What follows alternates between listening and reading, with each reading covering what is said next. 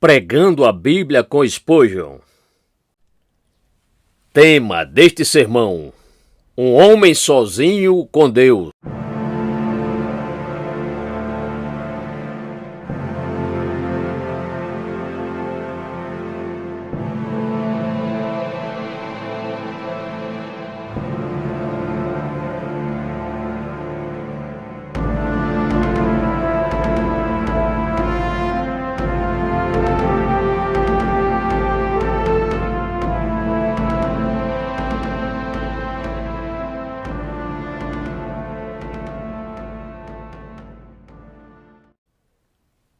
Eu declarei os meus caminhos, e tu me ouviste. Ensina-me os teus estatutos. Salmo 119, versículo 26. Os homens mundanos pensam muito pouco sobre Deus. Vivem distantes dele. Não têm comunhão com Deus e, assim como os tolos, disseram em seus corações: não há Deus. Salmo 14, verso 1, e tentam viver a vida de acordo com os desejos de seus corações. É muito diferente com o verdadeiro crente. Ele reconhece Deus em todas as partes. Acredita que ele criou cada verme que rasteja sobre a terra, da mesma forma que pintou cada flor que nasce. O mundo inteiro está cheio da presença de Deus para aquele que crê e que tem comunhão com ele onde quer que vá. Ele não pode viver sem isso, pois é sua alegria e seu deleite. Ele é um filho de Deus. Então, como poderia viver feliz na casa do seu pai, a menos que possa ver o seu rosto, falar com ele e ouvir a sua voz e resposta? O cristão valoriza muito a Deus e Deus valoriza o cristão, pois existe um deleite mútuo entre eles. Portanto, neste texto, percebemos como o salmista conversava com Deus e ele lhe ouvia. Sabia que era ouvido e falava novamente com Deus, dizendo: ensina-me os teus estatutos. Talvez essa seja uma das principais diferenças entre o crente e o incrédulo, entre o que teme a Deus e aquele que não o teme. A primeira lição que o homem deve ter é conhecer a Deus. Depois, conhecer a si mesmo. O incrédulo que falhar na primeira também falhará na segunda, pois não conhece a si mesmo. O seu verdadeiro eu, a parte mais importante do seu ser. Ele cuida livre e intensamente do seu corpo. Contudo, sua alma está mal. Ele mal reconhece a própria existência. Pouco pensa e se preocupa com a imortalidade a qual ele foi ordenado. Já o verdadeiro religioso conhece a si mesmo. Pelo texto, temos certeza disso, pois ele não declararia seus caminhos a ninguém se não tivesse certeza deles. Ele praticou a introspecção e olhou para dentro de si.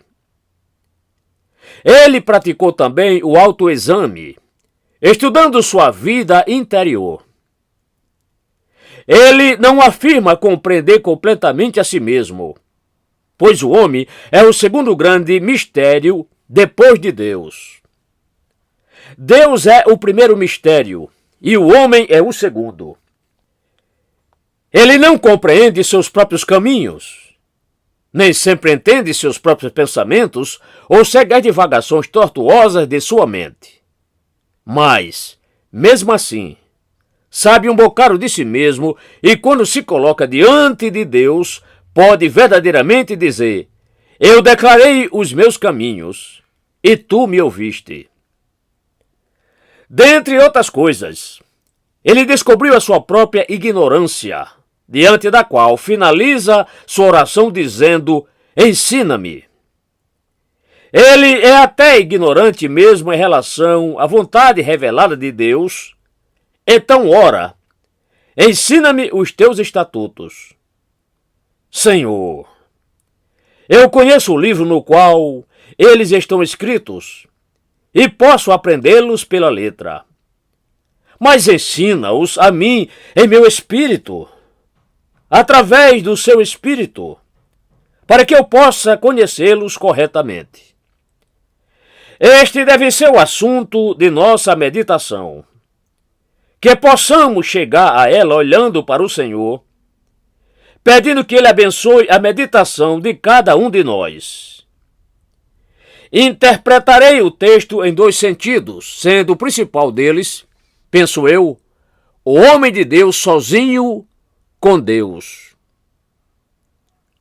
Eu declararei os meus caminhos. Entendo que há Deus, e tu me ouviste. Ensina-me os teus estatutos. Mas penso ser legítimo, especialmente à luz do verso seguinte, acreditar que o salmista também tenha falado com os homens. Por isso, na segunda parte do meu discurso, falarei sobre o homem de Deus dando seu testemunho público, dizendo ao final: eu declararei os meus caminhos, e tu me ouviste. Ensina-me os teus estatutos. Faça-me entender o caminho dos teus preceitos, para que eu possa falar, o que necessariamente seria para os outros, sobre as suas maravilhas. Primeiro ponto: o homem sozinho com Deus. Então, primeiro, falamos aqui sobre o homem de Deus sozinho com Deus. E notamos três coisas a seu respeito. Ele leva seu caso a conhecimento de Deus. Eu declarei os meus caminhos. Se regozija por ter obtido resposta. E tu me ouviste. E busca uma bênção futura. Ensina-me os teus estatutos. Em primeiro lugar, ele leva seu caso a conhecimento de Deus. Penso que essa seja a linguagem de um pecador confessando seus pecados. Eu declarei os meus caminhos. Ele é um pecador sensato. Portanto, não está em um confessionário diante do ouvido de um pecador humano. Ele é um ser racional e não se degradou a esse ponto. Mas confessa o seu pecado ao grande sumo sacerdote, que pode se compadecer das nossas fraquezas sem ser contaminado pela escuta de nossos erros. Apenas a ele tem valor a confissão, pois ele é fiel e justo para nos perdoar os pecados. 1 João capítulo 1, versículo 9. No mesmo sentido, podemos nós dizermos ao Senhor, como o salmista: eu declarei os meus caminhos? Pois isso deve ser feito não apenas na nossa primeira vinda até Ele, mas continuamente, ao longo de todas as nossas vidas. Deveríamos olhar a cada dia, sumarizar os erros cometidos e dizer: eu declarei os meus caminhos maus, perversos, errantes, desviantes, frios, indiferentes, minhas maneiras orgulhosas, o caminho de minhas palavras, de meus pensamentos, de minha imaginação, de minha memória, pois temos a mania terrível de lembrarmos do mal e nos esquecermos do bom. Há muito pelo que nos arrependermos em nossos caminhos em direção a Deus, a nossa família, à igreja e ao mundo. Que doloroso seria se fôssemos mais honestos conosco e com Deus, expressando a cada dia o nosso mal. Mesmo quando andamos na luz, assim como Ele está na luz, 1 João 1, verso 7, e temos a mais íntima comunhão com Ele, Sabemos o quanto é doce e abençoado que o sangue de Jesus tenha nos purificado de todos os pecados. Pois todos pecamos e é necessário que digamos continuamente: eu declarei os meus caminhos. Vocês tentam esconder os seus pecados, queridos amigos? É inútil fazer isso, pois Deus sempre os vê. Por que tentam ocultar o que está sempre claro diante dos olhos de Deus? É muito melhor confessá-los, para que Ele os lance em suas costas e vocês não se lembrem deles nunca mais. Eu acredito que, frequentemente, como pecadores confessando a Deus, perdemos o verdadeiro conforto de admitir nossas transgressões. O Senhor sabe o que se passa em nossos corações, embora, às vezes, nós não. Observamos isso quando Moisés insistentemente tenta inventar desculpas para Deus, porque não queria libertar o povo de Israel. Ele alegou ser lento no falar. Deus atendeu sua objeção e deu-lhe Arão, seu irmão, como porta-voz.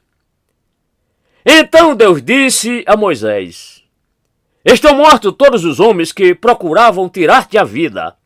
Êxodo capítulo 4, versículo 19. Apesar de Moisés não ter falado nada sobre esse assunto com Deus, ele conhecia o medo do seu coração e pôs sua mão sobre o local que doía. Também podemos fazer isso por nós mesmos, quando na nossa alma não há dolo, e podemos, como Davi no 51º Salmo, confessar cada pecado que cometemos. Livra-me dos crimes de sangue, ó Deus. Salmo 51, verso 14. Chamando Deus pelo nome, que é quando a alma começa a ficar em paz com Ele. Porém, alguém pode perguntar: devemos detalhar os nossos pecados quando os confessamos? Não, isso seria impossível e provavelmente nem seria útil. Mas não deve haver o desejo de esconder qualquer coisa de Deus. Isso seria em vão, porque todas as coisas estão nuas e abertas aos olhos daquele a quem temos de prestar contas. Hebreus capítulo 4, versículo 13. Deve haver o reconhecimento dos pecados, mesmo que não sejam completamente abomináveis. Cada um de nós faria muito bem em oferecer a prece de Davi: purifica-me das falhas ocultas. Se tivermos cometido os erros que estão escondidos até de nós mesmos, desejamos ser livrados deles para que não permaneçam em nossa condenação. Não suponho que um pecador não regenerado conseguirá agir assim, a não ser que o Espírito Santo trabalhe graciosamente dentro dele. Enquanto o filho pródigo desperdiçava os seus bens com uma vida dissoluta, ele se considerava uma pessoa boa, importante e excelente. Até quando alimentava os porcos, poderia ter dito que azar eu tive. Contudo, quando ele caiu em si, disse: levantar-me-ei, irei para o meu pai. E quando sentiu o beijo carinhoso de seu pai, confessou: pai, eu pequei.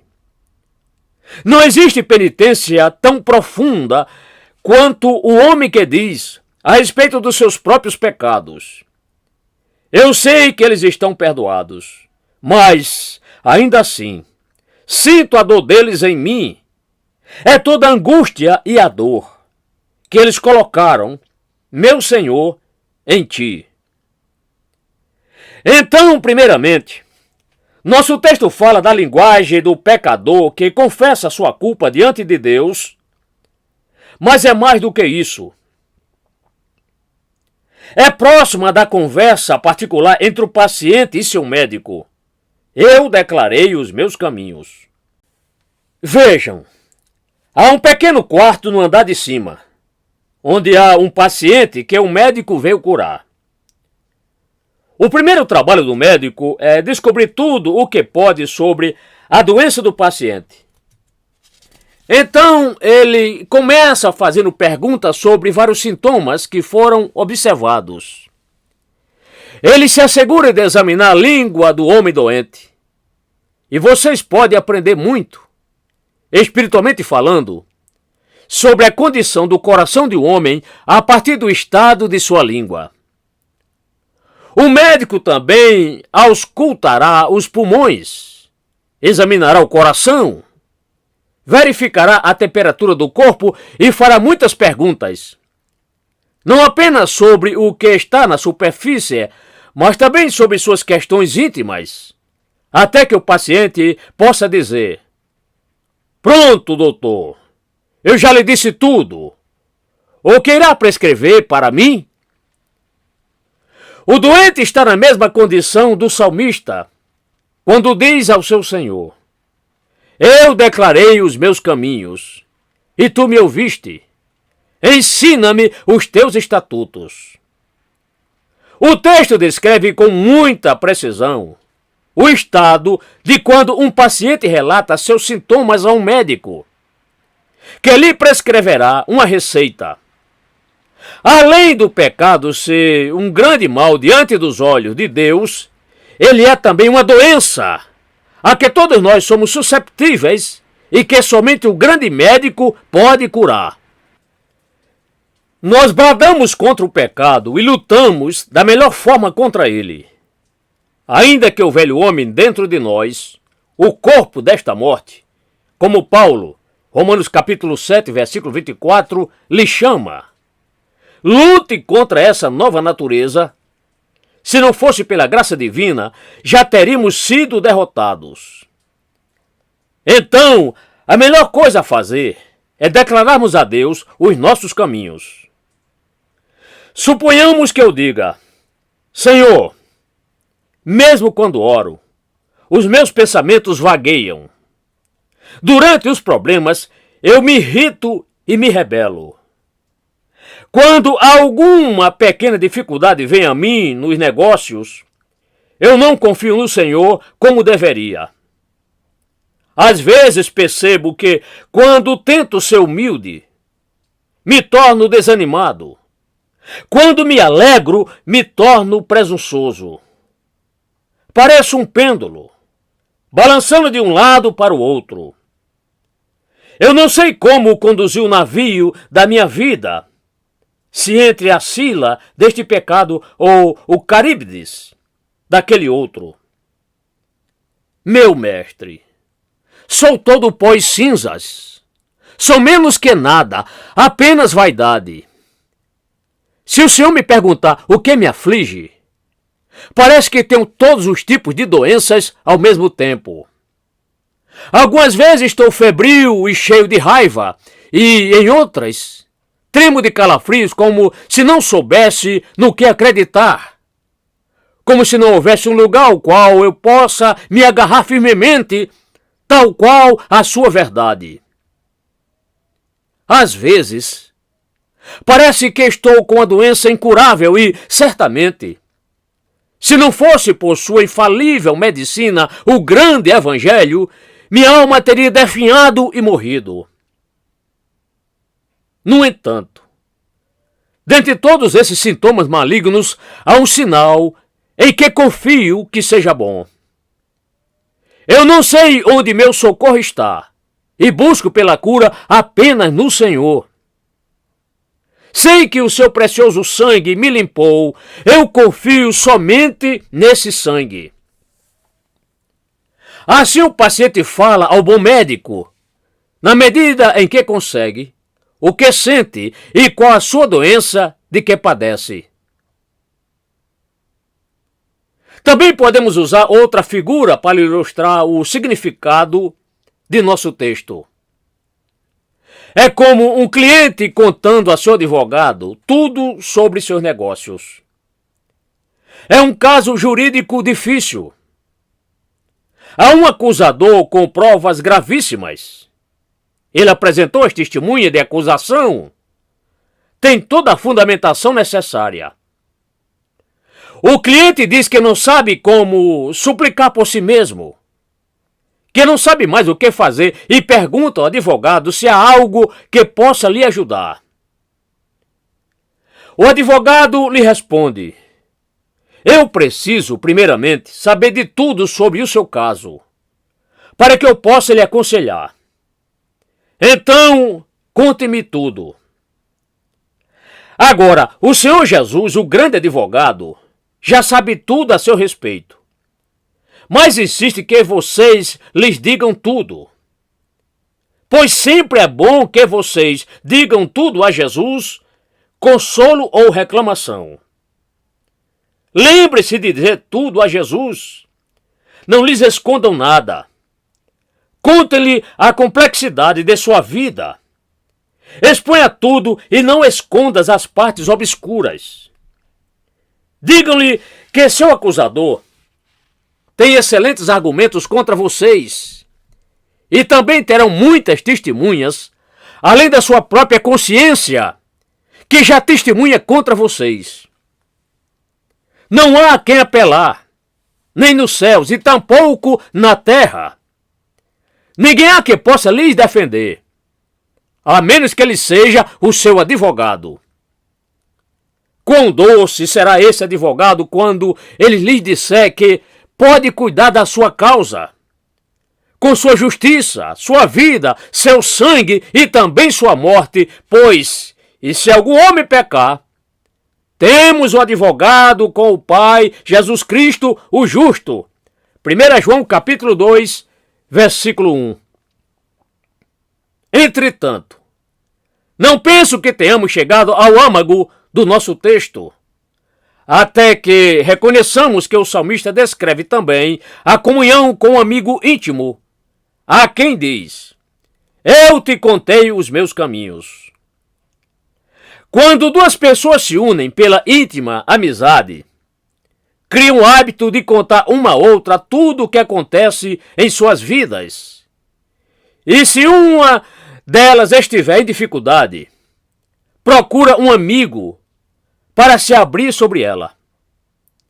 Elas concordam com Salomão, quem disse: melhor é serem dois do que um, porque se eles caírem, um levantará o seu companheiro. Eclesiastes capítulo 4, versículos 9 e 10. Assim, através do conselho mútuo, a sabedoria será encontrada. Quem se encontra em dificuldades e conta a um amigo, ele talvez lhe faça várias perguntas, não por curiosidade, mas para entender a situação completa e ajudar melhor. E nós, amados, se realmente conhecermos o Senhor em espírito e em verdade, seremos aceitos na posição de amigos de Jesus.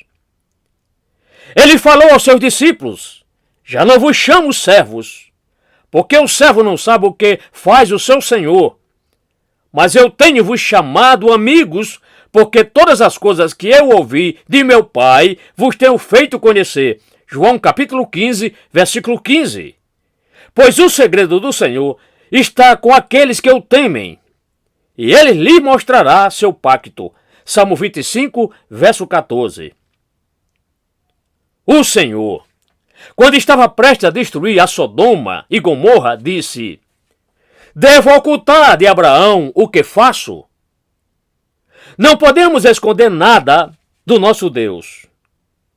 Para o crente, a comunhão com Deus deveria ser um hábito diário.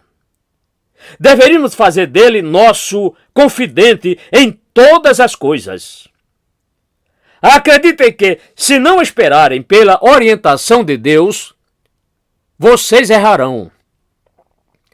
Tragam aqui o colete sacerdotal. Era a ordem de Davi para os sacerdotes quando ele estava confuso e não sabia o que fazer. Israel cometeu um grande erro com os gibeonitas, pois a situação lhe parecia tão simples que não acharam necessário consultar o Senhor a seu respeito. Ali se apresentavam homens com pão seco e mofado, sapatos velhos e remendados nos pés, dizendo que vieram de uma terra distante.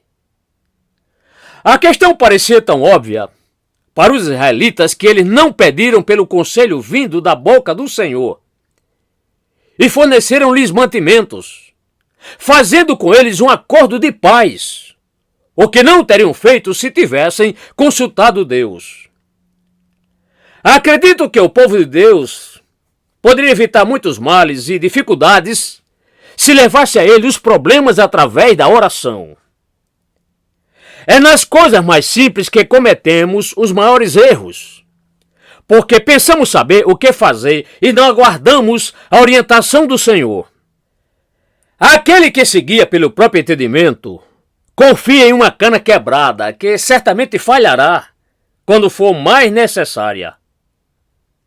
Então, que cada um de nós possa dizer ao Senhor, na linguagem do Salmo, eu declarei os meus caminhos.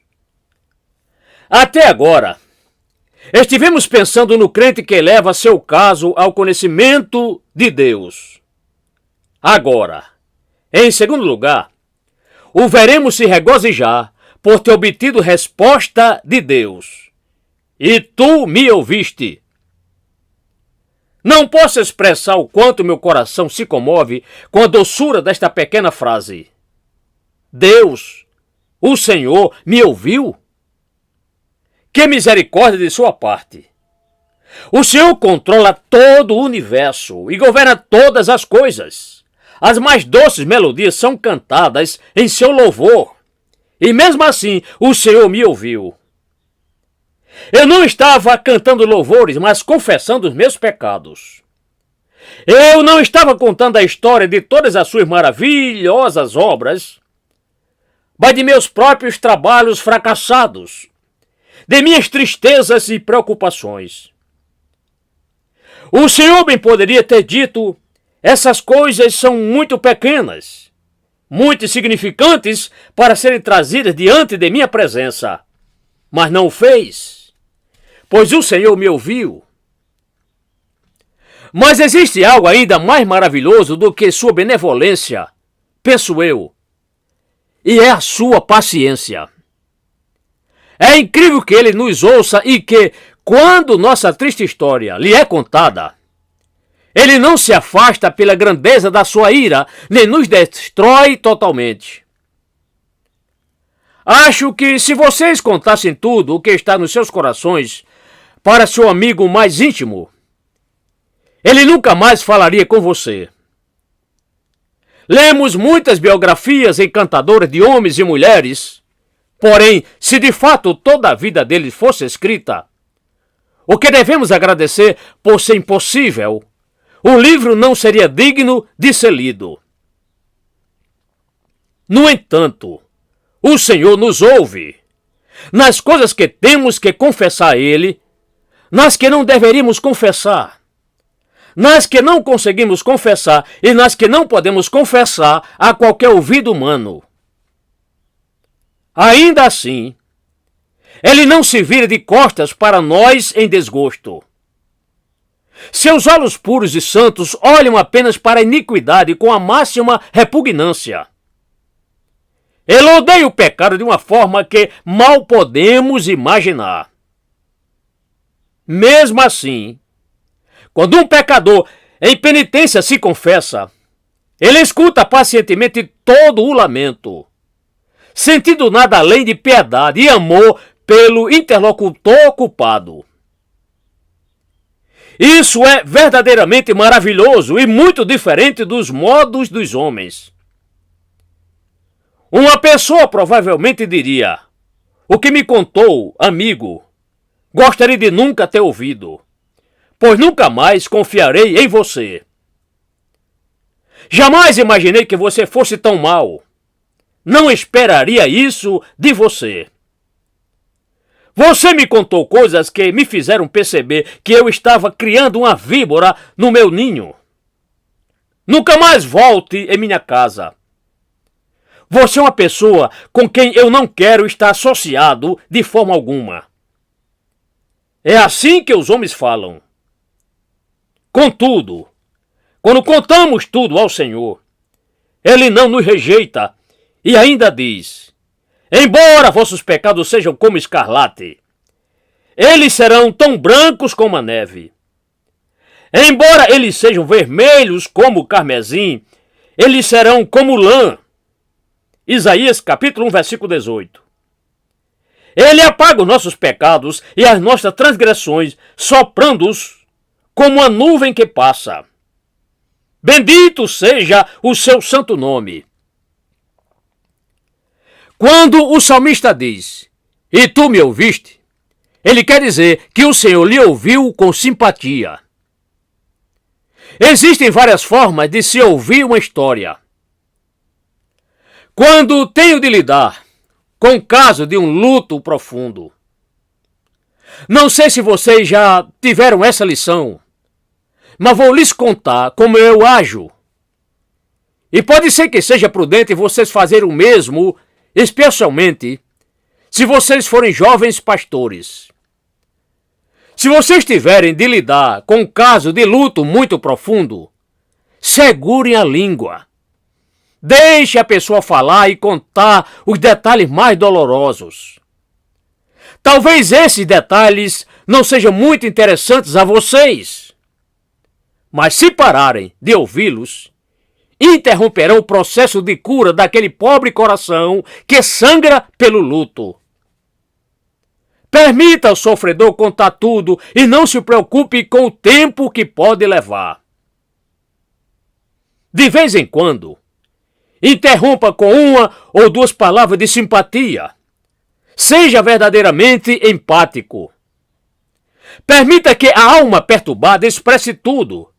Como o salmista diz ao Senhor: eu declarei os meus caminhos e tu me ouviste.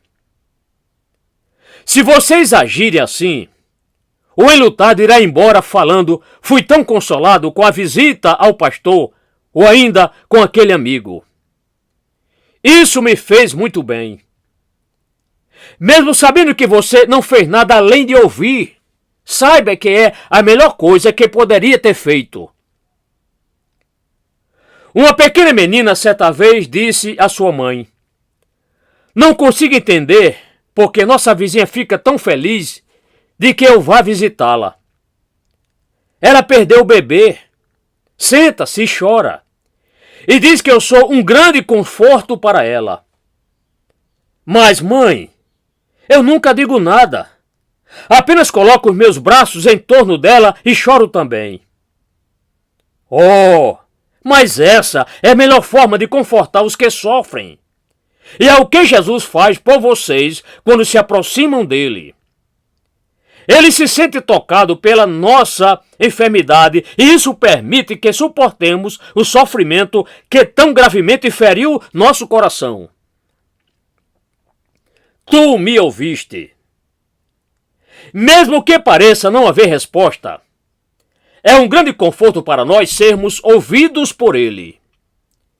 Que possamos contar a Deus todas as nossas dores, na convicção de que não estamos meramente falando com o ar, com o vazio, mas sim ao ouvido e coração.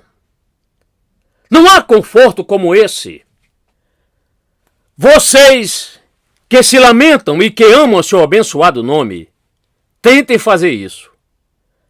Mas eu penso que o salmista quis dizer ainda mais do que isso quando disse a Deus: e tu me ouviste. Certamente, ele quis dizer: o Senhor veio graciosamente ao meu socorro. Eu declarei os meus caminhos, cheios de pecados, e tu me ouviste, apagando minhas transgressões. Eu declarei os meus caminhos, a doença do pecado que estava na minha alma. E o Senhor me curou e pelo seu Espírito me santificou.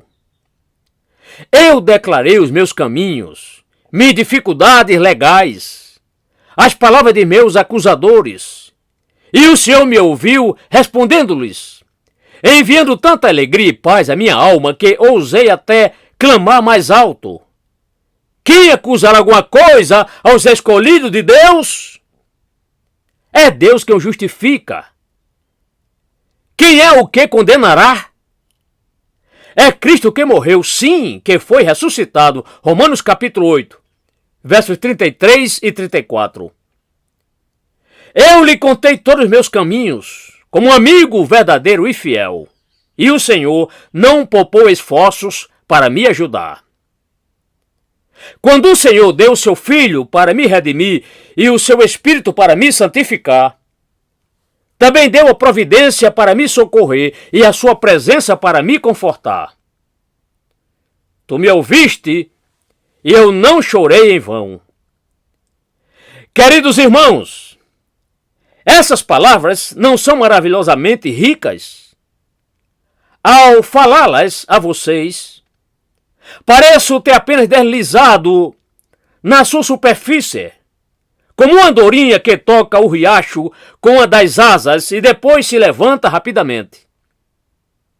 Contudo, vocês podem mergulhar nas profundezas dessa experiência de felicidade. Agora, em terceiro lugar, venham falar deste homem que está a sós com Deus, buscando uma bênção futura. Ensina-me os teus estatutos. Penso que o salmista quis dizer: Senhor, eu já lhe contei todos os meus caminhos. Agora pode me ensinar os seus? Eu confessei ter quebrado os seus estatutos, mas o Senhor pode me dá-los novamente? Eu admiti a minha fraqueza.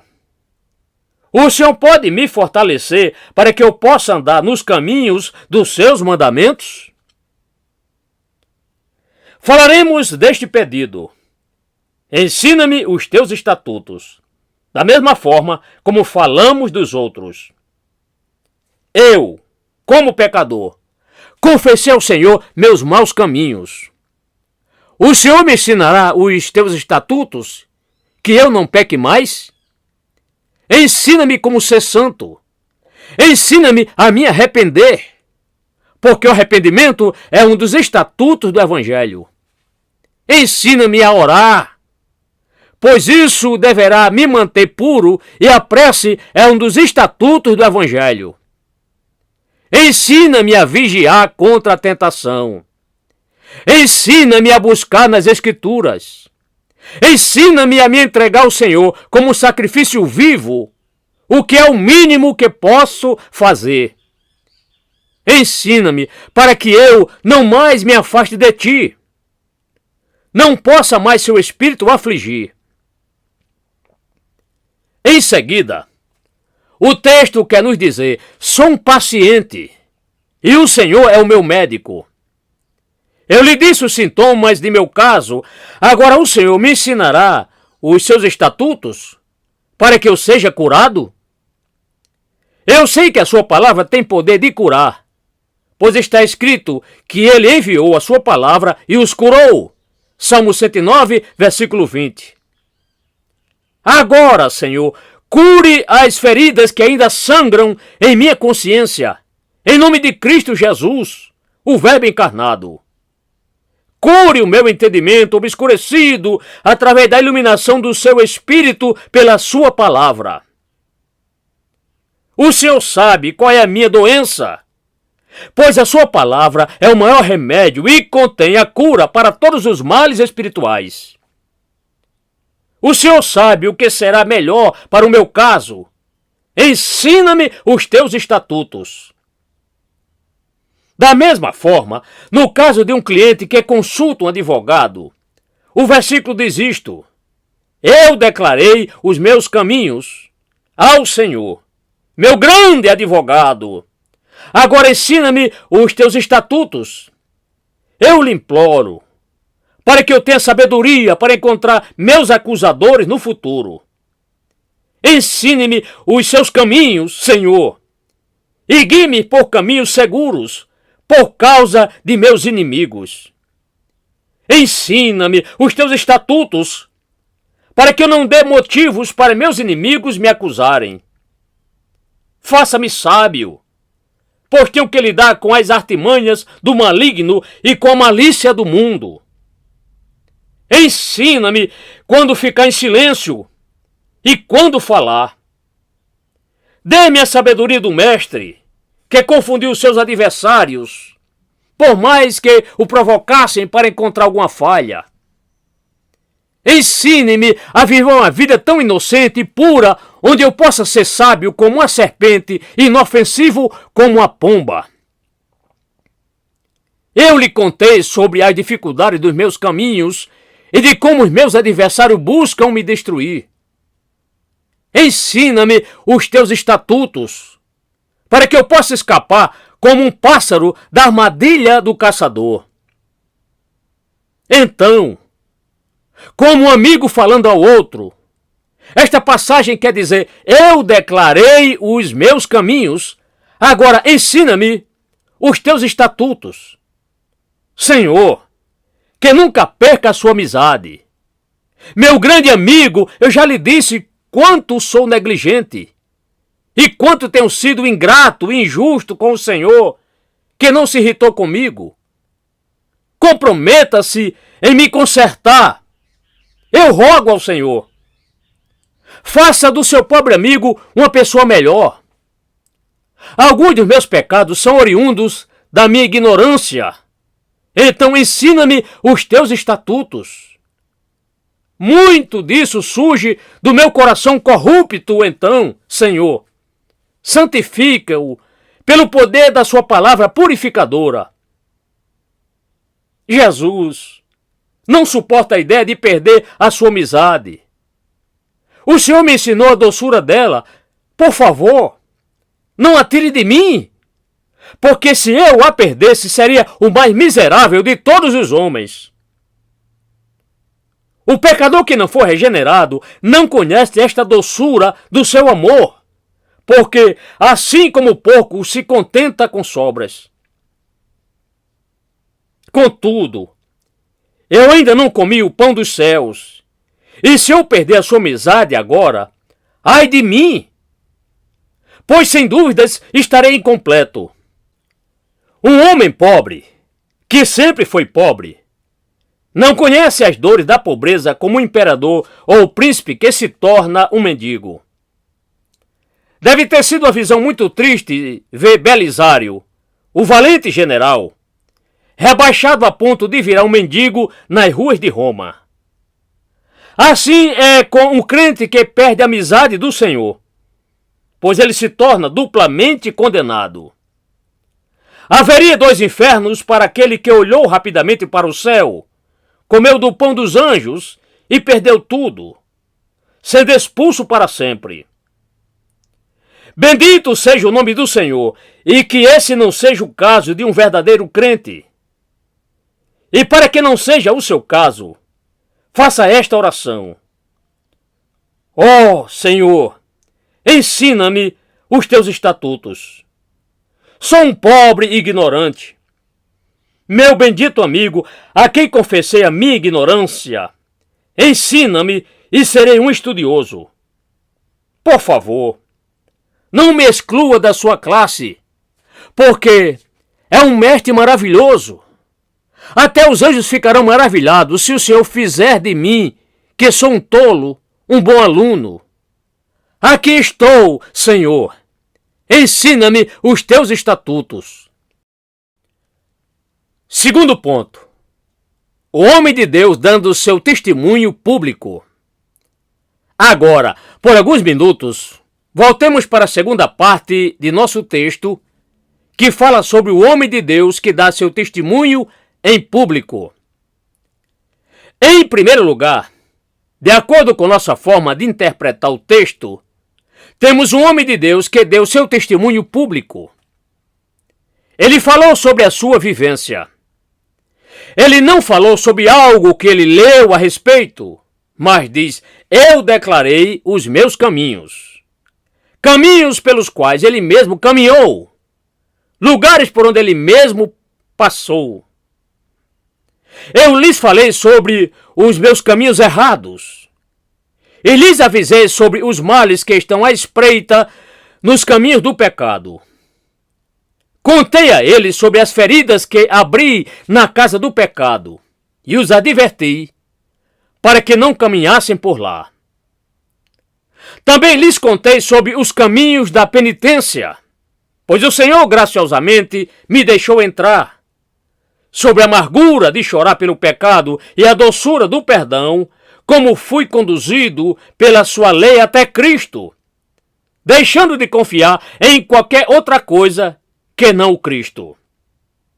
Eu declarei os meus caminhos, e também disse ao companheiro pecador sobre o que Deus fez por mim, e para quais caminhos fui guiado desde que comecei a crer em Jesus. Contei sobre os caminhos da prece respondida pelos quais andei e dos caminhos da graciosa ajuda que foram reservados para mim. Eu lhes contei sobre minha Ebenezer, dos caminhos da providência de Deus e sobre como fui socorrido de novo e de novo na hora de minha dificuldade. Eu declarei os meus caminhos e disse a todos eles: certamente a bondade e a misericórdia me seguirão todos os dias da minha vida. Salmo 23, verso 6. Queridos amigos, temos o dever de não apenas pregar o Evangelho de Cristo, mas também a nossa vivência. Lembrem-se dessa memorável expressão do nosso Senhor em uma das suas últimas orações ao Pai. E oro não somente por estes, mas também por aqueles que, pela sua palavra, hão de crer em mim. João capítulo 17, versículo 20.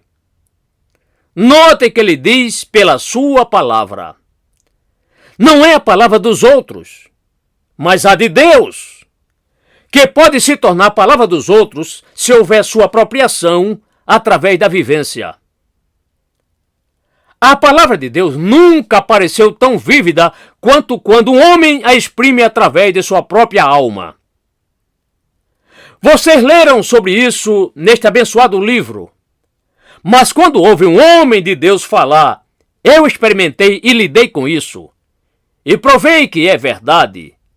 De algum modo, a palavra se reveste de uma especial força que leva a verdade a vocês.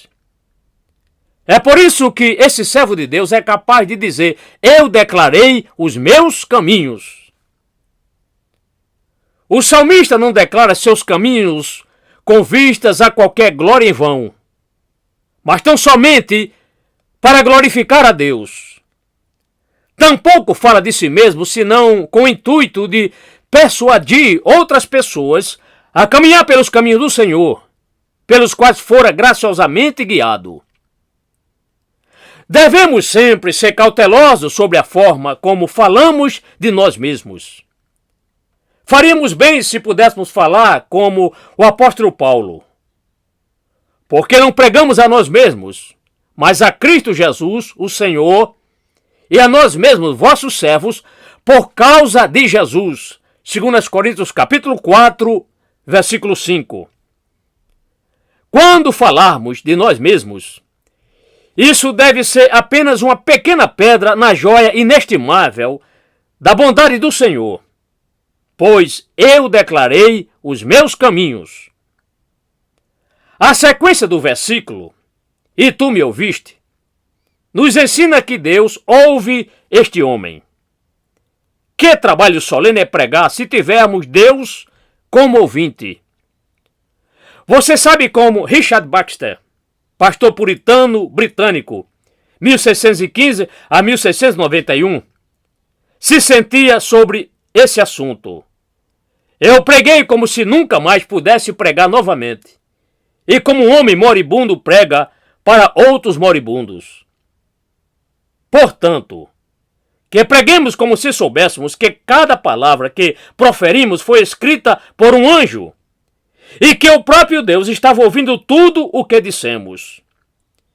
Isso faz com que a nossa atitude de abrir a boca para falar pelo Senhor e testemunhar por Ele seja muito cerimoniosa. Que alegria é saber que o Senhor ouve o nosso testemunho e confirma a sua veracidade. Pois quando vocês falarem pelo Senhor, certamente serão mal compreendidos. Mas isso não é o pior, pois vocês também serão deturpados por alguns dos ouvintes. Eles conversarão com outros sobre o que vocês disseram e dirão que deveria ter sido dito de outro jeito. E até mesmo o que vocês não disseram, eles fingirão que ouviram. As suas frases serão invertidas, de cima para baixo, de dentro para fora.